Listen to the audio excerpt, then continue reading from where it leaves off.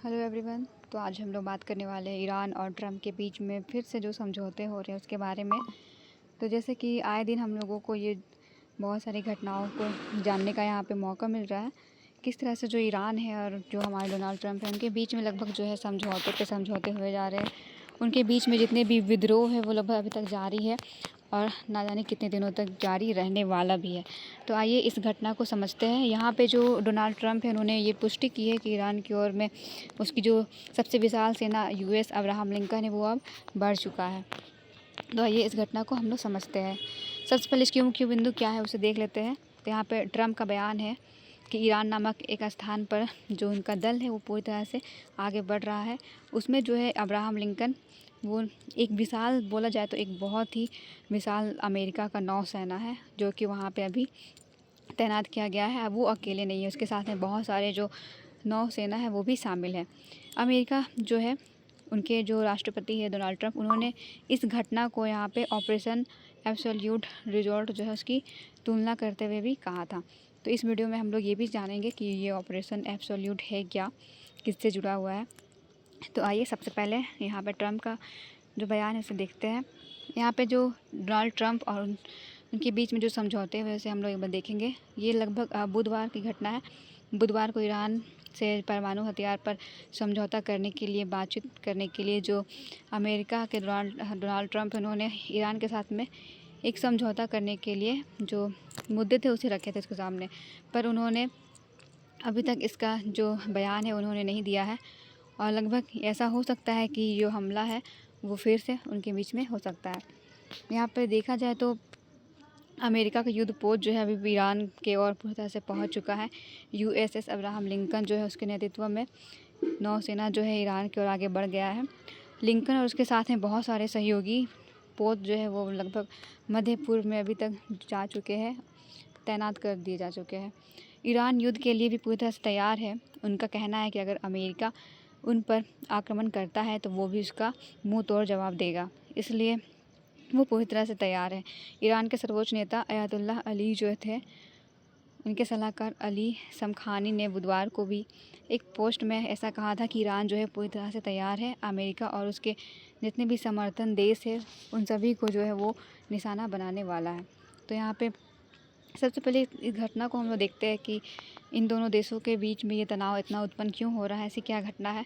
तो कुछ समय पहले ऐसा देखा गया था कि ईरान में जो धार्मिक अधिकारी है वो लगभग विरोध प्रदर्शन कर रहे थे और उनके साथ में जो वहाँ के लोग हैं उन्होंने बहुत ज़्यादा खूनी कार्रवाई की थी। तो जिसके वजह से जो अमेरिका के राष्ट्रपति हैं उन्होंने इनके खिलाफ़ जो है विद्रोह शुरू कर दिया था। तनाव के कारण युद्ध में पिछले सप्ताह जो देखा गया है, लगभग इस क्षेत्र में जो एशिया प्रांत क्षेत्र है वहाँ पे जो है युद्ध जो है शुरू कर दिया गया था। जून में भी ये हमला जो है एक बार हो चुका था, इसके बारे में हम लोग भी देखे थे।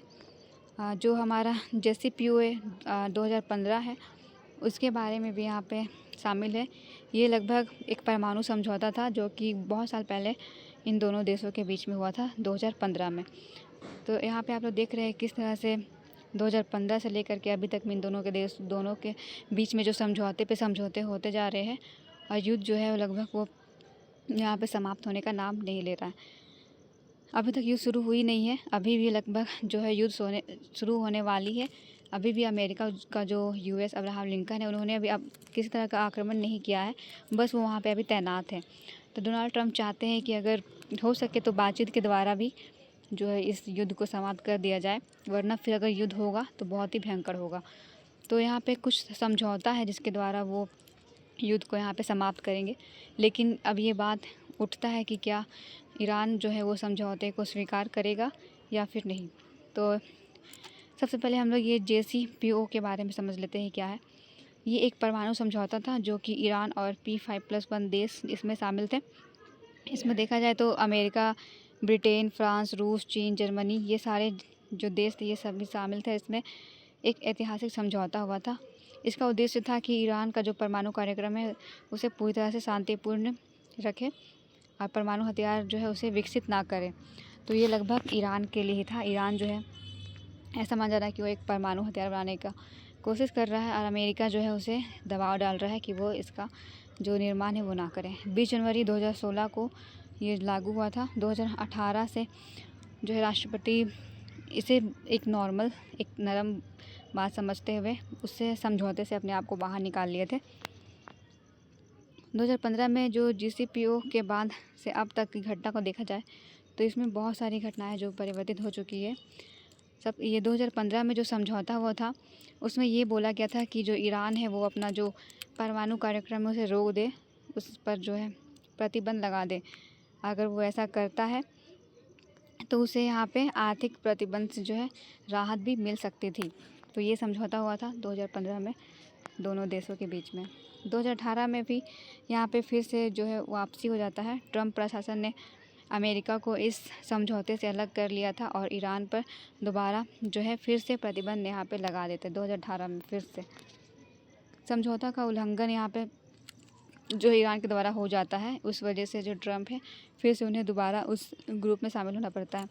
अमेरिका के हटते ही ईरान जो है वो समझौता जो है उसे पूरी तरह से तोड़ना शुरू कर दिया था और जो जिसमें देखा गया उन्नत सेफ्टी जो फ्यूज का उपयोग है उन्होंने पूरा तरह से करने लगा था। यूरेनियम संवर्धन को जो कि है उससे भी बढ़ाने यहाँ पे लगा था। ईरान जो है धीरे धीरे जो है परमाणु शक्ति को यहाँ पे बढ़ाने की कोशिश कर रहा था। स्नैप बैक प्रबंध जो है यहाँ पे शुरू होता है। पश्चिमी देशों ने यह आरोप लगाया था कि ईरान जो है समझौते का पालन नहीं कर रहा है, जिसके बाद स्नैप बैक व्यवस्था के तहत 2025 में संयुक्त राज्य के प्रबंध फिर से जो है यहाँ पे लागू कर दिए गए थे। अगर यहाँ पे बात की जाए वर्तमान की स्थिति के बारे में, तो जैसे कि अभी ये घटना देखी जा रही है इन दोनों देशों के बीच में जितने भी युद्ध है लगभग होते ही जा रहे हैं। समझौते की प्रमुख शर्तें समाप्त होने ही वाली थी, जिसमें ईरान के परमाणु कार्यक्रम जो है उस पर निगरानी जो है उसे देखा गया है। ईरान परमाणु हथियार की दिशा में जो है आगे बढ़ रहा है यहाँ पे। तो दोनों देशों के बीच में जो है युद्ध शुरू हो रहा है। अमेरिका उसे दबाने के लिए यहाँ पे जो है युद्ध करने की कोशिश कर रहा है। यहाँ पे ऐसा क्यों अमेरिका ऐसा कर रहा है? अमेरिका ईरान पर परमाणु समझौता क्यों करना चाहता है? तो सबसे पहले देखा जाए तो वो परमाणु हथियार का जो प्रसार है उसे रोकने की कोशिश कर रहा है। अमेरिका का मानना है कि ईरान जो है वो लगभग 7% तक का यूरेनियम संवर्धन कर रहा है, जो कि हथियार बनाने के लिए बहुत ही अच्छा है, सक्षम है। और 90% सुविधा वाले जो परमाणु बम है उसके लिए जो जितनी भी सामग्री है उसके पास जो है पूरी तरह से मौजूद है। तो उस तरह से जो है वो आगे बढ़ रहा है। तो उसकी जो गतिविधि है उसे रोकने की यहाँ पे कोशिश किया जा रहा है। दूसरा देखा जाए तो यहाँ पे क्षेत्रीय स्थिरता को देख सकते हैं। अमेरिका को डर है कि एक परमाणु सक्षम ईरान मध्य पूर्व में शक्ति का संतुलन को कहीं ख़राब ना कर दे, क्योंकि हम लोग जानते हैं कि मध्य पूर्व में अमेरिका का राज चलता है। अगर वहाँ पे कोई दूसरा देश अगर शामिल हो जाता है तो फिर शायद अमेरिका जो है वो उसके अधीन आ सकता है। इसलिए वो चाहता है कि मध्य पूर्व में केवल वो ही तैनात वहाँ पर रहे। तो यहाँ पे इसलिए वो जो है यहाँ पे ईरान को दबाना चाहता है और साथ में वो जो है अमेरिका के सहयोगी देशों के लिए भी जितने भी खतरे हैं तो वो इस खतरे से भी जो है उसे बचाना चाहता है। अधिकतम दबाव की नीति यहाँ पे अपनाई गई है अमेरिका के द्वारा। अमेरिका जो है वो आर्थिक प्रतिबंध का उपयोग करके ईरान को फिर से बातचीत की मेज़ पर लाने की कोशिश कर रहा है। वो चाहता है कि एक समझौते हो जाए और ये युद्ध जो है वो शुरू होने से पहले ही जो है समाप्त हो जाए।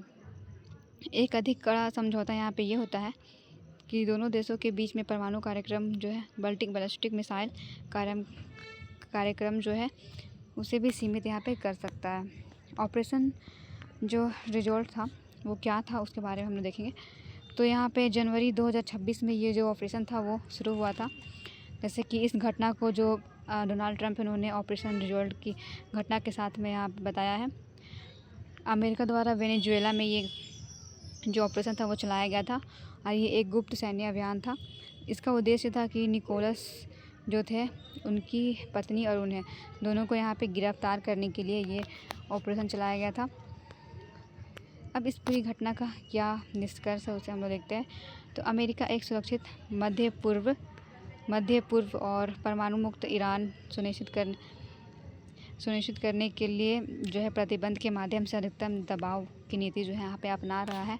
वो चाहता है कि मध्य पूर्व में केवल अमेरिका का ही जो सत्ता है वो चले और कोई दूसरा देश जो है उसकी बराबरी ना कर सके। तो ये घटना समझ में आ गई होगी। Thank you.